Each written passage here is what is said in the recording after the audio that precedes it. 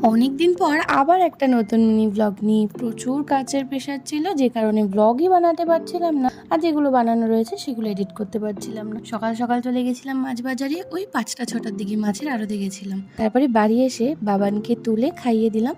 এবার ও একটু ড্রয়িং করছে, আর ও ড্রয়িং করতে এই জায়গাগুলোই বেশি পছন্দ করে। রোববার বলে কথা, একটু চিকেন হবে না তা তো হয় না। দেন লিচু এনেছিলাম, আর দেখো কত খুশি লিচু, আমাকে এই লিচুটা দিল খেতে। তারপরে আমরা একটুখানি বিকেলবেলা ঘুরতে বেরিয়েছিলাম, ঘুরে তাড়াতাড়ি চলে এসেছি আমরা। আকাশে বেশ খানিক মেঘ জমেছিল, তাই আর দেরি করিনি।